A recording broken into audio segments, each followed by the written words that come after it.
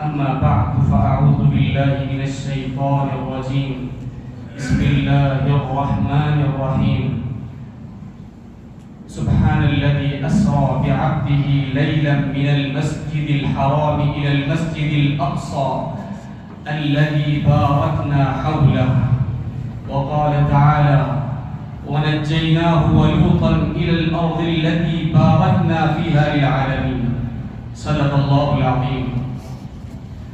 محترم بزرگوں، دینی اور ایمانی بھائیوں، 2024 اپنے اختتام پر ہے اور 31 دسمبر کو جو ہیپی نیو ایئر کے نام سے جو خرافات ہوتی ہیں، جو بدعات ہوتی ہیں، جو رسم و رواجات ہوتے ہیں، جو فحاشی ہوتی ہے، جس کے اندر مسلمان نوجوان، افسوس کی بات ہے، ان کی بھی شمولیت ہوتی ہے، اس پر بات کرنی تھی، لیکن اس سے زیادہ اہم اور زیادہ اہم موضوع جو حالت حاضرہ کے اندر ہے وہ شام کا ہے. شام کے اندر جو 8 دسمبر کو جو اسلامی انقلاب شام کے اندر ہوا اور 54 سالہ ظلم کی داستان ختم ہو گئی، ایسی داستان جس کو سن کر رونگٹے کھڑے ہو جاتے ہیں، اس موضوع پر بات کرنا مناسب معلوم ہوا. سرزمین شام وہ زمین ہے جس کو اللہ تعالیٰ نے قرآن مجید کے اندر جب بھی تذکرہ فرمایا اس کے ساتھ برکت کا لفظ ارشاد فرمایا. سبحان الذی اسری بعبدہ لیلا من المسجد الحرام الی المسجد الاقصی الذی بارکنا حولہ. اللہ تعالیٰ فرماتے ہیں کہ پاک ہے وہ ذات جو اپنے بندے محمد صلی اللہ علیہ وسلم کو مسجد الحرام سے مسجد اقصی لے گئی، جس کے ارد گرد اللہ تعالیٰ نے برکتیں رکھی ہیں. یہ شام کے اندر مسجد اقصی اور لبنان اور اردن، یہ تمام علاقے شام کے اندر ہیں. اس کے ٹکڑے کیسے ہوئے آگے ہم اس کے متعلق بات کریں گے. ایک اور آیت میں اللہ تعالیٰ فرماتے ہیں وَنَجَّيْنَاهُ وَلُوطًا إِلَى الْأَرْضِ الَّتِي بَارَكْنَا فِيهَا لِلْعَالَمِينَ. اللہ تعالیٰ فرماتے ہیں کہ ہم نے حضرت ابراہیم علیہ السلام کو لوگوں کے ظلم و ستم سے نکال کر انہیں اور حضرت لوط کو ایسی بستی کی طرف لے گئے جہاں پر اللہ تعالیٰ نے برکتیں رکھی ہیں عالمین کے لیے، اور وہ علاقہ شام کا علاقہ تھا، بیت المقدس کا علاقہ تھا. شام کے متعلق قرآن پاک کے اندر بھی بہت سی آیتیں موجود ہیں اور نبی صلی اللہ علیہ وسلم نے خاص طور پر شامیوں کا تذکرہ اپنی مبارک احادیث کے اندر فرمایا ہے. فرمایا ایک حدیث کے اندر عن زید بن ثابت رضی اللہ عنہ عن النبی صلی اللہ علیہ وسلم قال طوبى للشام طوبى للشام طوبى للشام. اللہ کے رسول صلی اللہ علیہ وسلم فرماتے ہیں کہ شام والوں کے لیے مبارکباد ہے، شام والوں کے لیے مبارکبادی ہے، شام والوں کے لیے مبارکبادی ہے. صحابہ نے عرض کیا یا رسول اللہ کیوں؟ رسول اللہ صلی اللہ علیہ وسلم نے ارشاد فرمایا کہ شام پر رحمت کے فرشتے اپنے بازوؤں کو پھیلائے ہوئے ہیں. پھر آگے اللہ تعالیٰ فرماتا، اللہ کے رسول صلی اللہ علیہ وسلم ایک حدیث کے اندر فرماتے ہیں جس کو امام ترمذی رحمۃ اللہ علیہ نے بیان فرمایا ہے. فرماتے ہیں اللہم بارک لنا فی شامنا، اے اللہ ہماری شام کے اندر برکت نصیب فرما، ہماری شام کے اندر برکت نازل فرما. اور ایک حدیث کے اندر ارشاد فرمایا، اور اس حدیث کا تعلق خاص طور پر آخری زمانے سے ہے. اللہ کے رسول صلی اللہ علیہ وسلم فرماتے ہیں الا ان الایمان حین تقع الفتن بالشام. نبی صلی اللہ علیہ وسلم فرماتے ہیں کہ اے لوگوں جان لو، اے لوگوں جان لو، جب فتنوں کا دور شروع ہوگا اس وقت ایمان شام کے اندر ہوگا، اس وقت ایمان شام کے اندر ہوگا. اور ایک اور حدیث کے اندر نبی صلی اللہ علیہ وسلم ارشاد فرماتے ہیں لن تزال طائفة من امتی ظاہرین علی الحق لا يضرهم من خذلهم الى قیام الساعة وهم بالشام او كما قال علیہ الصلاة والسلام. نبی صلی اللہ علیہ وسلم فرماتے ہیں کہ ایک جماعت ایمان والوں کی ہر وقت حق پر جمی رہے گی، دنیا کی کوئی طاقت، دنیا کا کوئی ظالم بادشاہ ان کو حق سے ہٹا نہیں سکے گا. پھر فرمایا ہم بالشام فرمایا نبی صلی اللہ علیہ وسلم نے کہ وہ سرزمین شام کے اندر ہوں گے، سرزمین فلسطین کے اندر ہوں گے۔ تو یہ تمام احادیث سے اور تمام آیات ہم کو اس بات کی طرف لے جاتی ہیں کہ ہمارا تعلق ایمانی تعلق ہے، انسانی تعلق تو ہے ہی، وہاں پر انسان تو بچتے ہی ہیں ہی۔ نبی صلی اللہ علیہ وسلم نے انسانی تعلق سے اوپر ایمانی تعلق ہمارا ان سے بنایا، ان سے جوڑ دیا ہے، اور آخری زمانے کے اندر ہمارا تعلق اور شام سے بڑھ جاتا ہے۔ شام وہ مرکز ہوگا جو آخری زمانے کے اندر تمام امت مسلمہ شام کے اندر چلی جائے گی، جب فتنوں کا دور ہوگا، دجال کا خروج ہوگا، اور یہی وہ شام ہے جہاں پر حضرت عیسیٰ علیہ السلام کا نزول ہونے والا ہے، دمشق کے اندر۔ نبی صلی اللہ علیہ وسلم کی حدیث ہے ینزل عیسی ابن مریم عند المنارۃ البیضاء شرقی دمشق۔ نبی صلی اللہ علیہ وسلم نے ارشاد فرمایا، مسلم کی حدیث ہے، ان احادیث کے اندر کوئی ضعف اور سقم نہیں ہے۔ امام مسلم رحمۃ اللہ علیہ بیان فرماتے ہیں کہ نبی صلی اللہ علیہ وسلم نے ارشاد فرمایا کہ حضرت عیسیٰ علیہ السلام سفید مینارے کے اندر نازل ہوں گے، دمشق کے اندر مشرقی جانب، اور شارحین فرماتے ہیں کہ دو فرشتوں کے کندھوں پر ہاتھ رکھ کر حضرت عیسیٰ علیہ السلام دمشق کے مینارے پر اتریں گے اور کہیں گے کہ سیڑھی لاؤ، سیڑھی سے اتریں گے اور اس مسجد کے اندر نماز پڑھیں گے۔ حضرت امام مہدی علیہ السلام کی زیر قیادت اور زیر امامت حضرت عیسیٰ علیہ السلام نماز فرمائیں گے، نماز ادا کریں گے، فجر کی نماز۔ اتنی باریک باریک چیزیں کہاں ہوگا، کب ہوگا، یہ تمام چیزیں اللہ کے رسول صلی اللہ علیہ وسلم نے امت محمدیہ کو بتا دیا ہے تاکہ ان کا ایمانی تعلق اور بڑھ جائے، اور جو نبی صلی اللہ علیہ وسلم نے بیان فرمایا ہے اس کا مظاہرہ آج کل ہو رہا ہے۔ چونکہ شام کے ساتھ ہمارا سب سے زیادہ تعلق ہے، اس لیے حضرت عمر بن الخطاب رضی اللہ تعالیٰ عنہ نے جب اپنی فتوحات کا دائرہ جب وسیع کیا تو سب سے پہلے شام کی طرف مسلمانوں کو روانہ کیا، صحابہ کو روانہ کیا۔ 20,000 کا لشکر رومیوں کے اندر جو شام تھا، رومن امپائر کے کنٹرول کے اندر جو شام کا علاقہ تھا، اس کو فتح کرنے کے لیے حضرت عمر بن الخطاب رضی اللہ تعالیٰ عنہ نے 20 سے 30,000 کا لشکر بھیجا۔ حضرت ابو عبیدہ ابن الجراح اور حضرت خالد ابن الولید رضی اللہ تعالیٰ عنہ کی زیر قیادت، اور اس 20,000 کے لشکر نے جو جنگ یرموک کا واقعہ پیش آیا، 2.5 لاکھ کی جو نصرانی فوج تھی یرموک کے اندر، رومیوں کی جو فوج تھی، اس 20,000 کے لشکر نے 2.5 لاکھ کو تتر بتر کر کے رکھ دیا۔ جس طرح درختوں کے پتوں کو پھینکا جاتا ہے، بکھیر دیا جاتا ہے، جس طرح غبارے کو پھوڑ دیا جاتا ہے، اس طرح ہمارے صحابہ کرام نے 2.5 لاکھ کی فوج کو توڑ کے رکھ دیا، اور شام کا سارا علاقہ مسلمانوں کے کنٹرول کے اندر آ گیا، اور یہ علاقہ مسلمانوں کی زیر قیادت رہا، پھر خلافت راشدہ کے اندر بھی رہا، پھر حضرت بنو امیہ کے دور کے اندر دمشق جو شام کا عاصمہ ہے، شام کا کیپٹل ہے، پوری خلافت اسلامیہ کا انہوں نے کیپٹل دمشق کو بنایا۔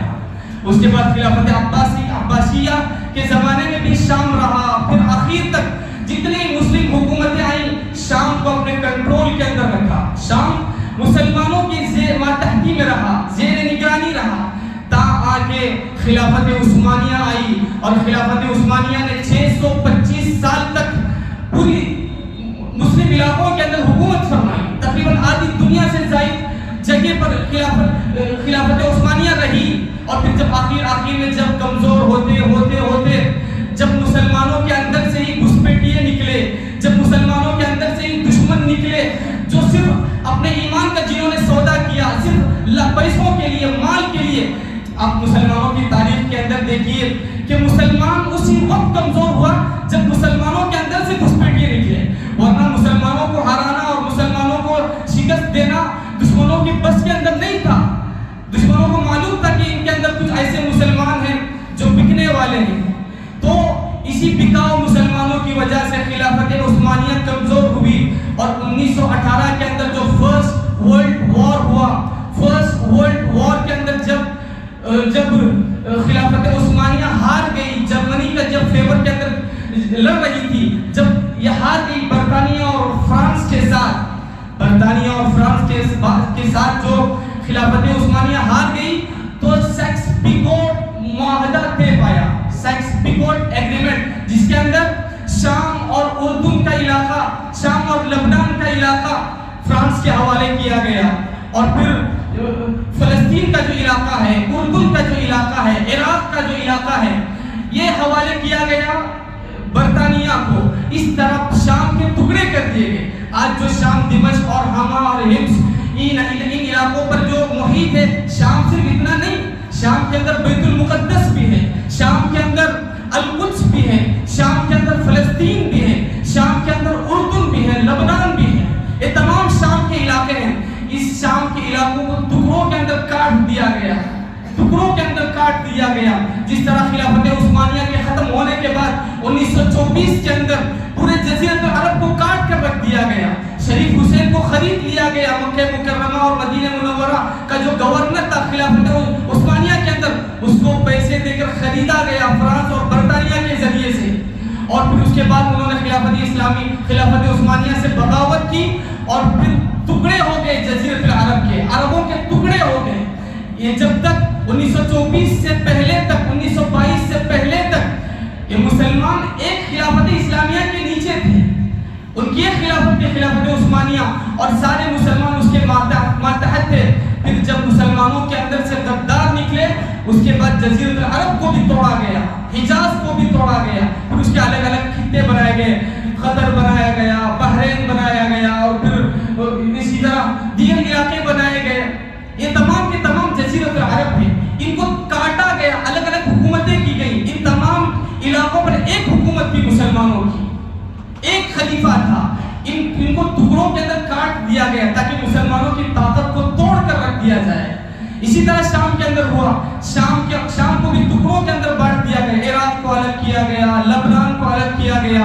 اس طرح کاٹ کاٹ کر امت مسلمہ کے اعضاء کو گویا کہ کاٹ دیا گیا، باڈی کو الگ الگ کر دیا گیا تاکہ یہ امت پھر ایک نہ ہو سکے۔ اس کے بعد جب سیکس پیکوٹ معاہدہ ہوا، یہ اسی طرح فرانس کے زیر سایہ رہا۔ اس کے بعد 1970 کے اندر حافظ الاسد جو نصیری اعتقاد رکھتا تھا، نصیری فرقے کا ایک آدمی، نصیری فرقہ یعنی شیعہ کا ایک فرقہ ہے جو حضرت علی رضی اللہ تعالی عنہ کو خدا مانتا ہے، یہ ویسے بھی شیعوں کے نزدیک کافر فرقہ ہے جو حضرت علی رضی اللہ تعالی عنہ کو خدا مانتا ہے۔ اس فرقے نے شام کا کنٹرول سنبھالا اور سنی مسلمانوں پر ایسا ظلم کیا گیا، ایسا ظلم کیا گیا کہ 30-40 ہزار مسلمانوں کو، 30 سے 40 ہزار مسلمانوں کو حما کے اندر حافظ الاسد نے، جو بشار الاسد کا باپ تھا، بشار الاسد کے باپ نے، حافظ الاسد نے 30 سے 40 ہزار مسلمانوں کو ذبح کر دیا۔ یہ شام کے اندر ہوا، معصوم بچے جس کے اندر شامل، بوڑھے شامل، اور پھر ایسے ڈیٹینشن کیمپ قائم کیے گئے، ایسے جیل قائم کیے گئے۔ اس کی داستانیں اگر آپ سنیں گے تو آپ کی عقلیں حیران ہو جائیں کس طرح ان پر ظلم کے پہاڑ توڑے گئے۔ پھر اس کی حکومت 30 سال رہی، اس ظالم کی حکومت، اس حافظ الاسد کی حکومت 30 سال تک رہی۔ 30 سال کے بعد اس کا بیٹا بشار الاسد حکومت پر آیا اور اس نے اپنے باپ کے جرائم کو بھی پار کر دیا، اپنے باپ کے جرائم کو بھی پار کر دیا۔ 4 لاکھ مسلمانوں کو اس نے ذبح کیا، کارپیٹ بمپنگ مسلمانوں پر کی گئی، محلات کے محلات ان پر گرائے گئے، بچوں کو نہ چھوڑا گیا، بوڑھوں کو نہ چھوڑا گیا، عورتوں کو نہ چھوڑا گیا۔ ایسی ظلم کی داستانیں رقم کی گئی ایسے معاشرے کے اندر جو معاشرہ بڑا ڈیولپ سمجھا جاتا ہے، ایسے ان کے اس امریکہ کے ناک کے نیچے کیا گیا جو ہیومن رائٹس کی بات کرتا ہے۔ تو یہ ایسی مثقف اور تہذیب یافتہ معاشرے کے اندر، زمانے کے اندر معصوم اور بے گناہ مسلمانوں اور بچوں اور عورتوں اور بوڑھوں کو قتل کیا گیا۔ 2011 کے اندر جب اس بشار الاسد کا ظلم جب حد سے زیادہ بڑھ گیا تو مجاہدین نے اس کے خلاف بغاوت کی، اور اس بغاوت کو کچلنے کے لیے اس نے ہزار مسلمانوں کو تہہ تہہ کیا، ان پر گولیاں برسائی، بمباری کی، تاکہ 2024 آیا اور 2024 کے اندر اس بشار الاسد جو شامی حکومت، مجرم حکومت کی جو حلیف پارٹیاں تھی، روس تھا، روس یوکرائن کے جنگ کے اندر مشغول ہے، اور اس کی ایک اور خلیف پارٹی ایران اور حزب اللہ یہ اپنی جنگ کے اندر مشغول ہے. گویا کہ بشار الاسد اکیلا بڑھ گیا اور اس موقع کا فائدہ اٹھاتے ہوئے 8 اکتوبر کو بشار الاسد کی حکومت کو گرا دیا گیا. یہ شام کا عظیم انقلاب ہے جو آج ہمارے مسلمانوں کو معلوم نہیں. ہمارے مسلمان اس خبروں سے ناواقف ہیں. ہمارے مسلمان سوشل میڈیا کا استعمال تو کرتے ہیں ہمارے نوجوان, لیکن جس کام کے لیے کرنا چاہیے تھا اس کام کے لیے نہیں کر رہے ہیں. آج سوشل میڈیا کے اندر وہ تمام احوالات بیان کیے جا رہے ہیں. جب اس کی حکومت گری اور وہ بشار الاسد 24 سال تک ظلم کی داستان رقم کرنے والا بھگوڑا جب بھاگ کے گیا روس, تو جب اس کے جو بنائے گئے جیل تھے, جب جیلوں کو کھولا گیا تو معصوم سے معصوم بچے جیلوں کے اندر, اس کی ویڈیو اگر آپ دیکھیں گے تو آپ کی آنکھوں سے آنسو بہنے لگ جائیں گے. معصوم سا بچہ 2-3 سال کا بچہ جیل کے اندر پڑا ہوا ہے. اور ایک آدمی نے اپنے جیل کی داستان سناتے ہوئے بیان کیا کہ ہم کو پینے کے لیے پانی تک نہیں دیا جا رہا تھا. ہم جیل کے اندر نماز استسقا پڑھتے تھے, وہ نماز بارش مانگنے کی نماز. یہ ظالم تو پانی دے نہیں رہے, یہ لوگ اللہ تعالیٰ سے دعا کرتے تھے یا اللہ ہم کو پانی دے, تو اللہ تعالیٰ آسمان سے بارش برساتا تھا اور اس بارش کے نتیجے میں جو پانی جیل کے اندر آتا تھا بہہ کر اس پر کپڑا ڈال دیا جاتا تھا اور اس کو نچوڑ کر ایک آدھا گلاس پانی ان کو 3-4 دن میں ایک بار ملتا تھا. ان کو 3-4 دن میں ایک مرتبہ اور آدھا گلاس پانی اس طرح ملتا تھا. یہ ہے شام کے نوجوان جنہوں نے اتنے ظلم اور اتنی بربریت کو برداشت کرنے کے باوجود بھی اپنے ایمان کو سے ہاتھ نہیں دھوئے, اپنے ایمان پر ڈٹے رہے. انہی لوگوں کے متعلق اللہ کے نبی صلی اللہ علیہ وسلم فرماتے ہیں لن تزال طائفة من امتی ظاہرین علی الحق, برابر میری امت کا ایک گروہ حق پر جمع رہے گا, دنیا کی کوئی طاقت اس کو حق سے ہٹا نہیں سکتی. وہم بالشام, یہ شام کے نوجوان ہیں. اے لوگوں جو نبی صلی اللہ علیہ وسلم کی حدیث کو بظاہر دیکھنا چاہتے ہو, شام کے لوگوں کو دیکھو.